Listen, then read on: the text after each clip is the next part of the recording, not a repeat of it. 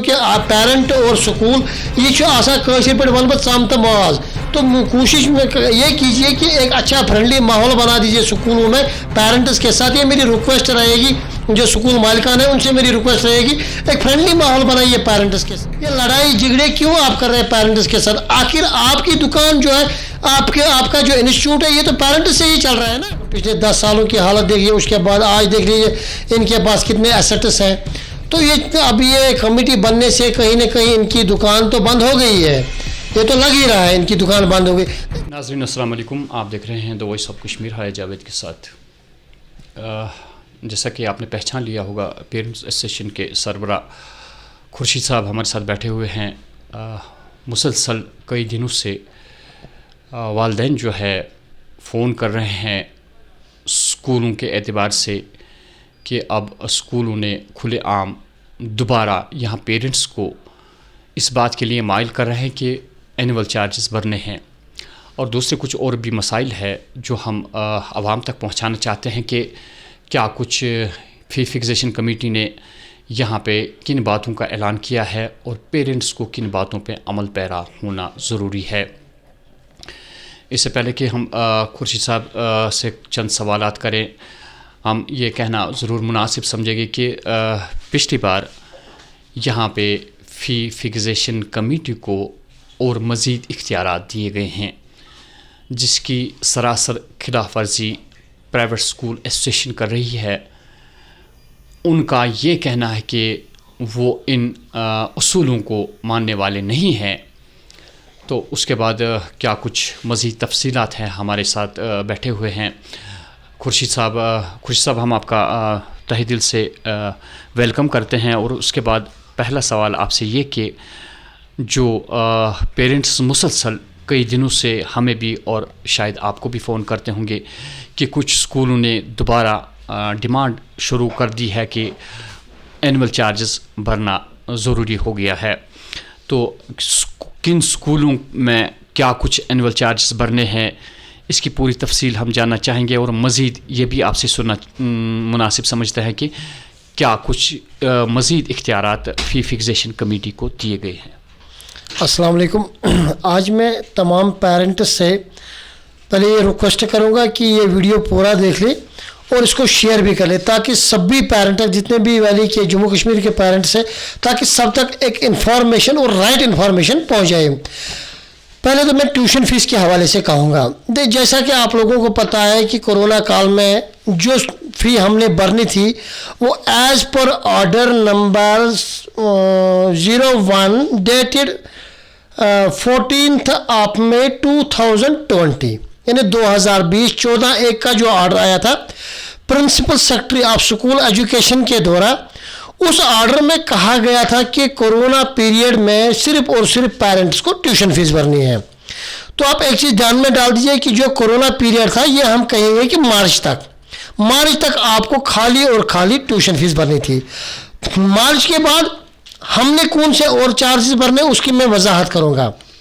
देखिए, annual charges क्या होता है? एनुअल चार्जेस होता है जो आपके स्कूल के अंदर ट्यूशन फीस के बगैर जो एक्टिविटीज़ होती है, मान लीजिए डेप्रिसिएशन ऑफ द बिल्डिंग्स होती है, जो मतलब वहाँ पर एसी लगे होते हैं या फैन लगे होते हैं, उनकी जो रिपेयरिंग होती है, या वहाँ पर स्कूल में जो कलर्स किए जाते हैं, या वहाँ पर सपोर्ट्स एक्टिविटी होती है, या वहाँ पर प्रिंटिंग चार्जेस, कंप्यूटर लैब, या मतलब लाइब्रेरी का खर्चा, ये सारी चीज़ें ना एनुअल चार्जेस में आते हैं। और ये चार्जेस तभी आपको देने हैं जब स्कूल खुलेंगे।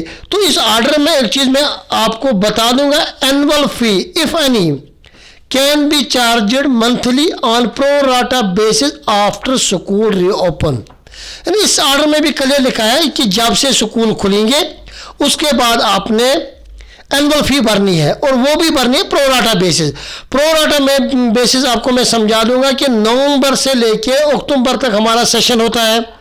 तो हमारे स्कूल मार्च से खुल गए, that means we have to pay annual charges from the March, यानी मार्च से हमने एनुअल चार्जेस भरने हैं टिल अक्टूबर तक, क्योंकि जो एक्टिविटीज़ शुरू हो गई वो मार्च से शुरू हो गई, स्कूल मार्च से खुल गए हैं। इसके बाद हमारे एसोसिएशन को भी, हमें भी मीडिया के थ्रू, फेसबुक के थ्रू, हमारे पेरेंट एसोसिएशन के पेज के थ्रू और direct messages, direct phone calls लगातार आते हैं कि ट्रांसपोर्ट का फ़ी जो है वो एक बहुत बड़ा मसला बन गया है। कहीं स्कूल तो ट्रांसपोर्ट फ़ी लेते ही नहीं है एज़ पर फी फिक्सेशन कमेटी के आर्डर से, कहीं स्कूल ये बताते हैं नहीं जी आप फ़िलहाल मत भर दो। तो लेकिन मेरी रिक्वेस्ट दोनों ओर है कि आप एक काम कीजिए, आप अपने ऊपर मतलब बोझ मत बना दीजिए। मान लीजिए अभी 3 महीने का ट्रांसपोर्ट फी जिस पेरेंट ने नहीं भरा होगा, ऑटोमेटिकली उसके ऊपर 7-8 हज़ार रुपये का अब ये बोझ बन गया।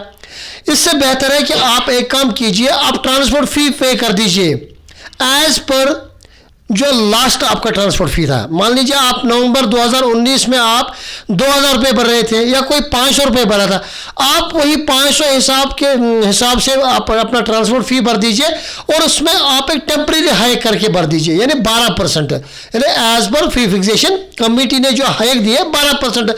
कल को जब वो एक इंटरिम ऑर्डर था, कल को जब फाइनल ऑर्डर आएगा, देखिए सोचने वाली बात है, कल को जब फाइनल ऑर्डर आएगा मान लीजिए ये 20% हाइक हो जाएगी, तो उसके बाद आपने सिर्फ 100 या 150 रुपये एक्स्ट्रा भरना है। लेकिन बात खुर्शीद साहब यहाँ पे ये भी है कि जो आप 12% की बात कर रहे हैं कि 12% उसमें इजाफा कीजिए, लेकिन स्कूल ऐसे है कि जो ये बात मानने के लिए तैयार नहीं है। जब पेरेंट ये कहता है कि 12% मैं इसमें एक्स्ट्रा भर रहा हूँ, स्कूल नहीं ले रहा है और बच्चे को मुश्किलात का सामना करना पड़ता है। देखिए मैं 2-3 स्कूलों से मेरी बात हुई है कल परसों, मैंने उनको इवन ये भी बताया कि आप एक मैसेज फ्लोट कर दीजिए पेरेंट्स को, उसमें आप ये क्लियरली लिख लीजिए पेरेंट्स के लिए कि आप ट्रांसपोर्ट फी पे कीजिए with the hike of 12% as per the order of fee fixation committee, ताकि उससे क्या होगा, स्कूलों के पास भी एक बर्डन नहीं होगा। क्योंकि हम भी मानते हैं उनके पास गाड़ियां हैं, उनको पेट्रोल डालना है, उनके पास भी खर्चे हैं, ताकि उनके खर्चे भी बंद ना हो और पेरेंट्स को भी एक बोझ। मेरे हिसाब से ये तो फिलहाल दोनों साइड से ना एक अच्छा स्टेप था कि अगर दोनों साइड से ये बढ़ते। उसके बाद मैं ये कह रहा हूँ पेरेंट को, अगर आपको स्कूल डायरेक्टली नहीं मान रहा, नहीं ले रहा है, अकाउंट नंबर है, आप अकाउंट नंबर में पे कर दीजिए और अपने पास रिकॉर्ड रख लीजिए। उसके बाद अगर कोई स्कूल नहीं मान रहा फिर हमारे पास आप अप्रोच कर लीजिए। मैं बार बार बोल रहा हूं कि अगर किसी पेरेंट को कोई भी ग्रीवेंस होती है वो हमारे पास अप्रोच कीजिए, वो एसोसिएशन के पास अप्रोच कीजिए, लेकिन बाज़ाब्ता एक return application along with the proof, ताकि हम आगे उस केस को फॉरवर्ड करेंगे। चाहे हमने direct school education case forward करना पड़ेगा, चाहे हमें फी फिक्सेशन कमेटी केस फॉरवर्ड करने का पड़ेगा, या हम स्कूल के साथ वो मसला उठाएंगे। लेकिन उसके लिए हमें क्या होता है, अक्सर होता है कि हमें पेरेंट्स फ़ोन करते हैं, सर जी ये चीज़ है, स्कूल वाले ये चीज़ मानते नहीं है, तो हम उनको बोलते हैं कि हमें थोड़ा सा प्रूफ दीजिए। और जब वो बात हम बोल रहे हैं कि प्रूफ दीजिए तो पेरेंट्स पीछे भाग जाते हैं।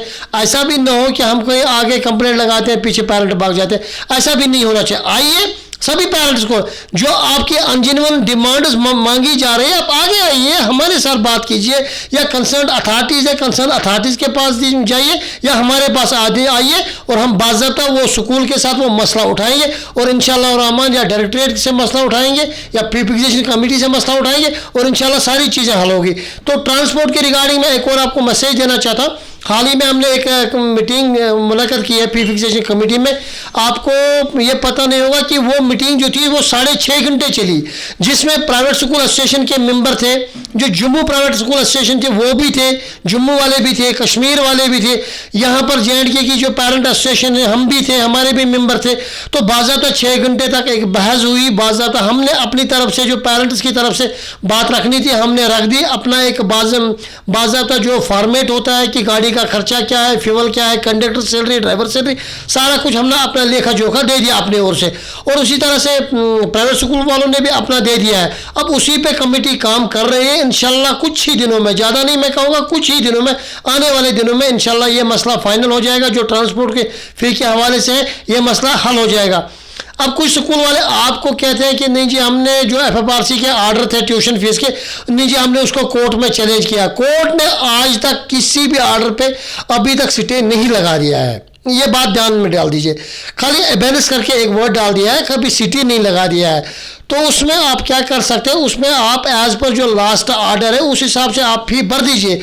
नहीं ले रहा स्कूल आप ऑनलाइन भर दीजिए, कोई टेंशन नहीं है, क्योंकि आपके पास भी उससे बोझ नहीं बढ़ेगा। Till that matter will be solve. आज मैं अभी सुबह पढ़ रहा था दिल्ली पब्लिक स्कूल का, तो उन्होंने भी कोर्ट में एक केस डाला था, हमारे को फीस ऐसी होनी चाहिए, इतनी होनी चाहिए। लास्ट में कोर्ट में गए और कोर्ट में दोबारा उन्होंने फी फिक्सेशन कमेटी को वापस डाल दिया कि नहीं जी इस चीज़ को देख लीजिए, आप इसको रिव्यू कर दीजिए और कोर्ट में दोबारा देख लीजिए। तो उसके बाद जब कोर्ट में दोबारा देखने के लिए आए हैं वो लोग, तो वो कोर्ट में मतलब कोर्ट से दोबारा वो फी फिक्सेशन कमेटी में चला गया। इट मीन्स कि जितने भी लोग जहाँ पे भी जाएंगे लास्ट में सबको फी फिक्सेशन कमेटी पे ही आना है। और जो फी फिक्सेशन कमेटी है it is now A statutory body, इसके पास आप पार्लियामेंट्री पावर्स हैं।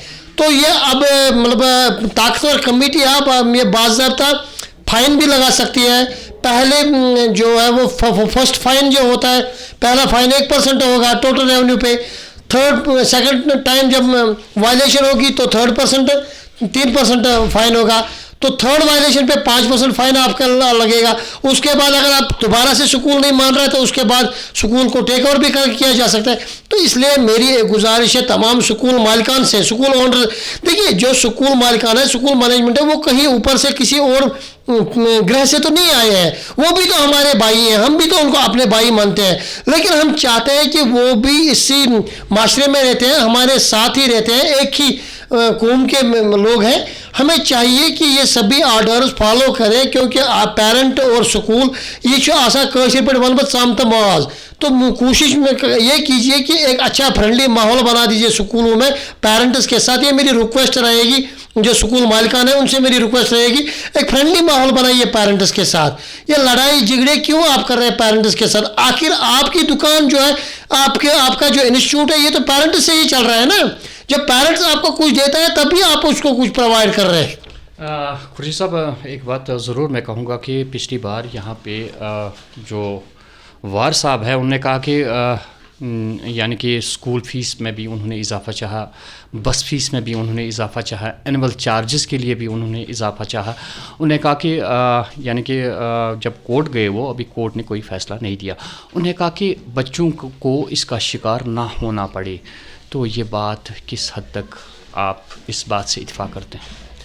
देखिए, मैं इस स्टेटमेंट को टोटली कंडेम करता हूँ। बच्चों को जो एजुकेशन, उनको स्कूलों का काम है एजुकेशन देना। बच्चों को हमें पॉलिटिकली इस चीज़ में नहीं धकेलना है। देखिए, बच्चों का इसमें तो कोई रोल ही नहीं बनता है। देखिए, अगर आपको फ़ी हाइक करनी है, अब आप कोर्ट गए, कोर्ट ने भी आपकी जो PIL डिस्पोज ऑफ कर दी है, यानी कोर्ट से भी आपने धक्का खाया है। कोर्ट ने भी आपको कहा कि आप वापस जाइए फी फिक्सेशन कमेटी में, और फी फिक्सेशन कमेटी को ये कहा गया है कि प्राइवेट स्कूलों का भी सुन लीजिए।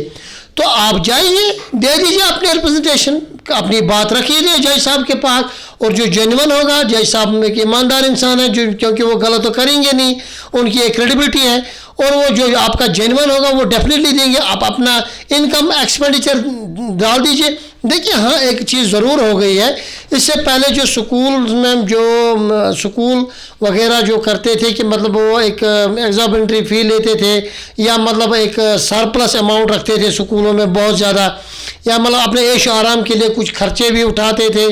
जिस तरह से इन्होंने आज मतलब पिछले 10 सालों की हालत देखिए, उसके बाद आज देख लीजिए इनके पास कितने एसेट्स हैं। तो ये अब ये कमेटी बनने से कहीं ना कहीं इनकी दुकान तो बंद हो गई है, ये तो लग ही रहा है इनकी दुकान बंद हो गई। देखिए, सुप्रीम कोर्ट के डायरेक्शन से जो एजुकेशन है, it should be not commercialise. देखिए, क्लियर कर, देखिए अगर आप बार बार कोई आपको ये कह रहा है कि मतलब हम एक सर्विस दे रहे हैं, तो हम सर्विस का उसका हमें पैसा चाहिए। अगर किसी पेरेंट को बराबरी नहीं है तो वो किसी और जगह जा सकता है। तो पहले हमेशा कोई भी स्टेटमेंट देने से पहले हमने फैक्ट्स पे जाना है। सुप्रीम कोर्ट के ऑर्डर्स हैं कि आप एजुकेशन को कमर्शलाइज नहीं कर सकते हैं। देखिए, मुझे एक चीज़ बताइए, हमने कोरोना काल में 2 साल का फ़ी दिया है। अगर कोई ये बोलता है कि हम सर्विस दे रहे हैं और हमें सर्विस का चार्ज ही चाहिए, तो कोरोना काल में कौन सी सर्विस दी गई है? तो फिर हमें फीस क्यों देनी पड़ी? ये फीस हमें इस वजह से देनी पड़ी क्योंकि स्कूल जो है ये कमर्शलाइज एक्टिविटी नहीं है। As per the Supreme Court order से कमर्शलाइज एक्टिविटी नहीं है, और इसी वजह से स्कूल कोई नो प्रॉफिट नो लॉस नहीं है। इस वजह से जो टीचर्स की सैलरी है वो पेरेंट्स को देनी पड़ती है। मतलब आप मान लीजिए नवंबर दिसंबर हमारे स्कूल बंद रहते हैं, उसके बाद टीचर्स की सैलरी हमें देनी पड़ती है। हम तो कोई मतलब उसमें सर्विस लेते नहीं है नवंबर दिसंबर में, लेकिन सर्विस की मतलब हम क्यों वो पैसा पे करते हैं? क्योंकि ये स्कूल जो होते हैं that was non commercialise activities. तो यही वजह है, क्योंकि जो भी स्कूल के खर्चे हैं वो मतलब ये सोसाइटी के एक असासे होते हैं, ये इसलिए सोसाइटी को ही पे करना पड़ता है। तो यही वजह, देखिए अगर मान लीजिए एक चीज़, एक स्कूल है, एक बच्चा वहाँ पर 10 साल एनुअल चार्जेस भरता है, तो 10 साल के बाद वो जब वहाँ से निकलेगा उसका तो हक बनता है, वो अपने जो बिल्डिंग वहाँ पे बनी है उस शेयर पे तो वो क्लेम कर सकता है। लेकिन वो पेरेंट इस वजह से क्लेम नहीं कर सकता है क्योंकि ये जो बिल्डिंग बन रही है ये सोसाइटी के लिए बन रहे, क्योंकि स्कूल जो है बार बार बना, it is not a commercial activity. ये जो स्कूल होते हैं ये नॉन प्रॉफिटेबल हब्स होते हैं, ये चैरिटी होता है। तो जिन लोगों को ये चीज़ पता नहीं है उनको चाहिए अपना पैसा किसी और बिजनेस में इन्वेस्टमेंट करें। देखिए आजकल इतने बिजनेस हैं, कपड़े का, रेडीमेड का है, ऑयल का है, इतने सारे बिजनेस हैं, उसमें अगर आप इन्वेस्टमेंट चाहते हैं तो आप इन्वेस्टमेंट उसमें कर सकते हैं। आपको तो स्कूल से तो फिर कोई लेना देना नहीं, क्योंकि स्कूल क्लियर ये चीज़ आपको समझनी पड़ेगी कि स्कूल में आप इन्वेस्ट मतलब जो आप मतलब बिजनेस नहीं कर सकते हैं। और जो दूसरी बात आप इन्वेस्टमेंट की, मतलब इन्वेस्टमेंट किस चीज़ का आप करते हैं? एनुअल चार्जेस हम दे रहे हैं, उससे बिल्डिंग बन रही है, बिल्डिंग में जो रिपेयरिंग हो रही है उसका पैसा हम दे रहे हैं, टीचर्स की जो सैलरी जा रही है उसका पैसा हम भर रहे हैं, गाड़ी आ रही है ईएमआई पे उसका पैसा हम भर रहे हैं, लोन का पैसा हम भर रहे हैं, ड्राइवर कंडक्टर की सैलरी हम भर रहे हैं, सब कुछ हम भर रहे हैं। तो आप कौन सा इन्वेस्टमेंट कर रहे हैं? मुझे समझ नहीं आ रहा। ये तो मतलब समझने वाली बात है, मतलब इसमें थोड़ा अंदर मतलब कोई स्टेटमेंट देने से पहले इन लोगों को चाहिए कि ये चीज़ें देख ली कि हम क्या बोल रहे हैं। हम तो पैसा पेरेंट से लेते हैं, वो भी इन एडवांस देते हैं, तभी जाके हम एजुकेशन देते हैं, तभी जाके हम गाड़ी प्रोवाइड करते हैं, तभी जाके हम बाकी facilities, excursion, tour, trips, educational trip जो भी हम देते हैं वो तो तभी ये दे रहे हैं ना।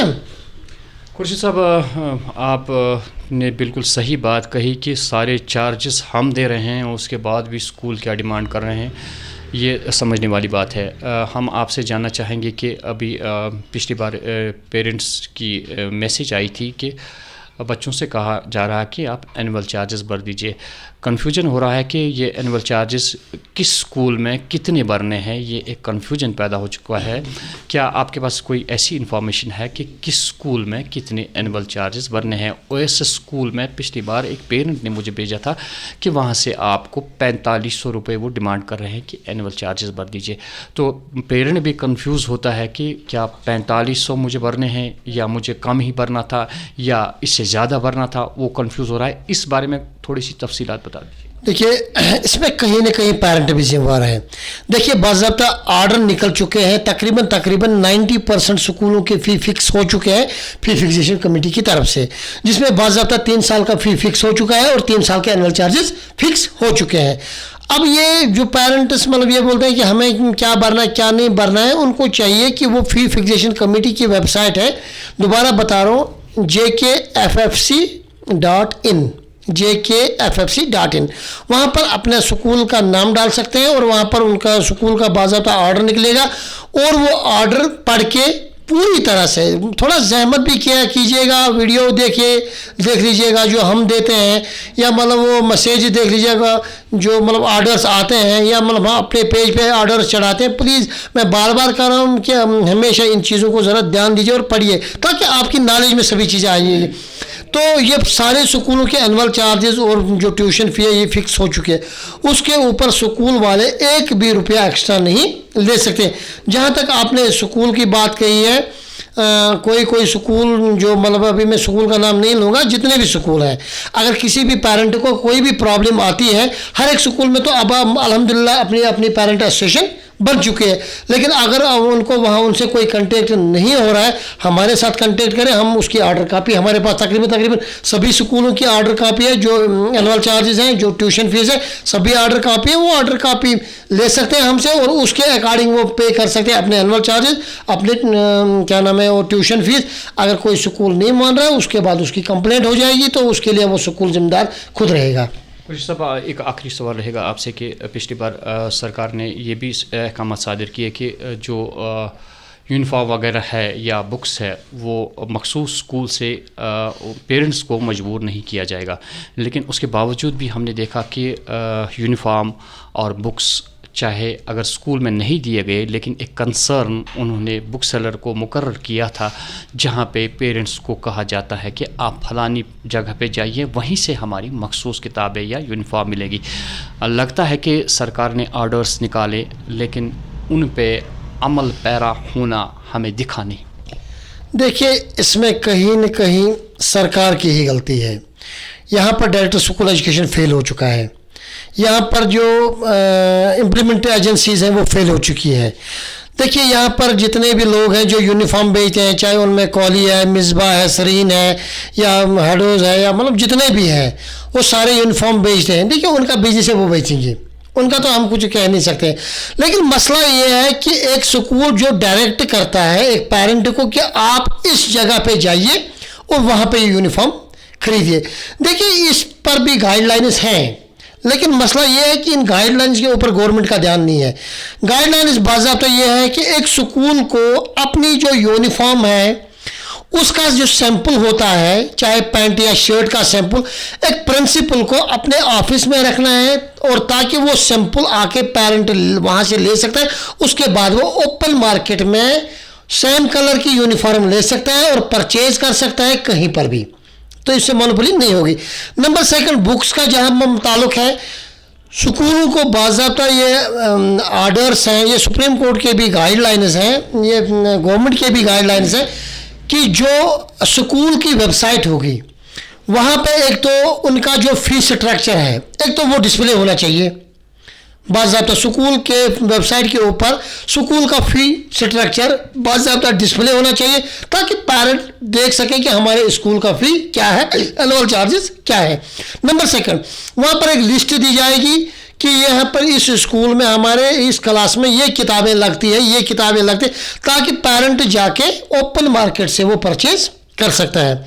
लेकिन अफसोस का मुकाम है, ये आर्डर्स आज तक इम्प्लीमेंट नहीं हो रहे। हमने बहुत बार इन चीज़ों को उठाया है, मैंने और मेरी टीम ने लगातार, हमने डायरेक्ट लीगल मेट्रोलॉजी में तकरीबन 4 कंप्लेंटें दी है रिगार्डिंग यूनिफॉर्म, और हमने फ़ाइन भी कराया। एक जो एजेंसी है, नाम नहीं लूँगा इस समय, जो यूनिफॉर्म बेचती थी, मैंने खुद 50,000 रुपये उसका फ़ाइन कराया, सिर्फ इस बिना पर उसने लोगो लगाया था यूनिफॉर्म पे, मैंने खुद उसका 50,000 रुपये जुर्माना कराया। तो इसके लिए लोगों को भी आना पड़ेगा आगे। उसके लिए मतलब दूसरा मसला यही है कि लोग मजबूर हैं, क्योंकि जब यूनिफॉर्म दूसरी जगह, देखिए एक और ऑर्डर है कि लोगों, कोई भी शॉपकीपर नहीं लगा सकता है किसी भी स्कूल का यूनिफॉर्म पे, वो बिल्कुल इलीगल है। हाँ, वो यूनिफॉर्म बेच सकते हैं, दुकानदार सिर्फ यूनिफॉर्म बेच सकता है। लोगो जो स्कूल का है वो स्कूल वाला अपने स्कूल में प्रोवाइड कर सकता है। 10 रुपये का जो लोगो होता है, 20 रुपये का लोगो, वो स्कूल से प्रोवाइड कर, और यूनिफॉर्म स्टूडेंट कहीं से भी पेरेंट परचेज कर सकते हैं। अब ये आर्डर्स कहाँ क्यों नहीं इम्प्लीमेंट हो रहे हैं, उसके लिए मैं बार बार बोलता हूँ, हमारा ये जो डायरेक्टरेट ऑफिस है ये बिल्कुल खस्ता हो चुका है। वहाँ पर जो मतलब पेरेंट्स को 2-2 घंटे एक ग्रीवेंस के लिए, एक कंप्लेंट के लिए बिठाया जाता है कॉरिडोर में, तो जब बड़े बाबू आते हैं तो उनको अंदर चाय भी पिलाई जाती है। जब पेरेंट्स वहाँ पर अप्रोच करेंगे, उनका तो या तो फ़ोन नहीं उठाया जाएगा, या तो मैं अपनी बात बोल रहा हूँ, as a president of a parent association मैंने 2 बार अप्रोच किया अपॉइंटमेंट के लिए, और आज तक मुझे अपॉइंटमेंट के लिए मैंने 2 बार अप्रोच किया, आज तक मुझे फ़ोन नहीं आया वहाँ से अपॉइंटमेंट का। तो ये हाल है, तो पेरेंट्स के साथ क्या हाल होगा। हालांकि मतलब फी फिक्सेशन कमेटी इतनी बड़ी ऑटोनोमस बॉडी है, वहाँ पे जाते हैं, बाज़ाब्ता अपॉइंटमेंट मिलती है, पेरेंट्स को सुना जाता है, बाकी डिपार्टमेंट में पेरेंट्स को सुना जाता है, लेकिन हमारे डायरेक्टरेट ऑफिस में पेरेंट्स को धक्के दे के बाहर निकाला जाता है, 2-2 घंटे कॉरिडोर में बिठाया जाता है, और वहाँ पे इवन के मतलब जो बड़े बाबू आते हैं उनको अंदर बिठाया जाता है, उनके साथ पेस्ट्री और केक खाए जाते हैं। हद है, हर चीज़ की हद होती है। तो इंशाल्लाह हम उम्मीद करेंगे गवर्नमेंट कुछ और स्ट्रिक्ट स्टेप्स ले इस रिगार्डिंग, ताकि पेरेंट्स को कुछ सहूलियत मिले और ये जो मोनोपोली है ये मोनोपोली ख़त्म हो जाए। नाज़रीन, खुर्शी साहब का ये कहना है कि जिस स्कूल के पेरेंट को ये शुबा है कि कहीं उससे ज़्यादा चार्जेस नहीं लिए जाते हैं, हर स्कूल की वेबसाइट है, वहाँ पे आप चेक कर सकते हैं। खुर्शी साहब ने आपको पूरा बता दिया कि किस तरीके से आपने देखना है कि किस स्कूल में कितने एनुअल चार्जेस है, स्कूल फ़ी कितना, फ़ी फिक्सेशन कमेटी ने मुकर्रर किया है, बस फ़ी कितना है, ये सारा कुछ तफसील आपको दिया गया है। इसके बावजूद भी अगर आप लोगों को कहीं पे भी कन्फ्यूजन है कि मैं चीट हो रहा हूँ, आप खुर्शीद साहब को फ़ोन कीजिए, पेरेंट्स एसोसिएशन से आप रब्ता कायम कीजिए, ये पूरी आपको गाइड करेंगे। फाइनली खुर्शीद साहब का ये कहना है कि यहाँ पे डायरेक्टर्स जो है, यहाँ पे बहुत सारी खामियां हैं जो पेरेंट्स तवक्को करते हैं कि उनकी शिकायत का अजाला होगा, लेकिन अफसोस का मकाम है कि वहाँ उन्हें सुना भी नहीं जाता। सरकार की कितनी जिम्मेवारियां हैं, आप समझ लीजिए कि बच्चा हमारा मुस्तकबिल है, और अगर आप इस मुस्तकबिल के बारे में भी सुनना नहीं चाहते हैं तो कौन सा इंसाफ कर रहे हैं आप यहाँ उन बच्चों के साथ जिन्हें आप कह रहे हैं ये कल के मेहमान हैं हमारे। तो हमारी यहाँ की सरकार से खुसूसन गुजारिश है कि वो किसी भी हालत में उन अफसरान साहिबान को मुकर्रर करे इस ओहदे पे जो वाकई तौर पे पेरेंट्स को सुने, बच्चों की शिकायत सुने। ये इदारे इसीलिए होते हैं ताकि बच्चों के मुस्तकबिल पे कोई गलत असर ना पड़े। तो कुछ खामियां हैं हमारी सरकार में, वो खामियां दूर करनी होगी हमें। सबसे बड़ी बात इन्होंने कही कि फ़ी फिक्सेशन कमेटी ने फ़िलहाल आप वही फ़ीस भर दीजिए जो आप भरते थे, या मुकर्रर जो की है, वेबसाइट पे आप चेक कर सकते हैं कितनी फ़ी है स्कूल की। गाड़ियों के फ़ीस में 12% का इजाफा हुआ है, आप भर दीजिए 12% के इजाफे से आप फ़ीस भर दीजिए। अगर आपको लगता है कि स्कूल नहीं ले रहा है, उस बारे में पेरेंट्स एसोसिएशन को आप आगाह कर सकते हैं, जिसका एक्शन लिया जा सकता है। और कोई स्कूल ऐसा कुछ आपको मजबूर कर रहा है, शिकायत आप हमारे सामने लाइए, आप खुर्शीद साहब के पास जाइए, इनके पास शिकायत ले आइए। हमारी पूरी कोशिश रहती है कि हम पेरेंट्स को किसी मुश्किल में ना धकेल दे। बच्चों को कोई शिकायत है वो शिकायत कर सकते हैं। बाकी हम सरकार से यही गुजारिश करेंगे कि अगर फ़ी फिक्सेशन कमेटी को इख्तियारात दिए गए हैं, प्राइवेट स्कूल एसोसिएशन क्या भी कहे, आप उसको ध्यान में ना रखें। जो सरकार ने आपको वाज़ेह कहा है कि आप क्या क्या चार्जेस भर देंगे, उसी पे आप अमल पैरा हो जाइए। खिलाफ वर्जी करने पे आप खुर्शीद साहब से रब्ता कायम कीजिए। ये सबसे बड़ी हिकमत अमली, सही हिकमत अमली होगी, जिसको हम पूरा यहाँ की सरकार और यहाँ के पेरेंट्स तक पहुँचाने की पूरी कोशिश करेंगे। दीजिए अपने मेज़बान हया जावेद को इजाज़त, और खुर्शीद साहब का फाइनली हम शुक्रिया अदा करेंगे कि वक्तन फ़वक्तन ये गाइड करते हैं आप लोगों को, ताकि आपको मुश्किलात का सामना ना हो। खुर्शीद साहब आपका बहुत बहुत शुक्रिया। शुक्रिया सर, शुक्रिया, थैंक यू।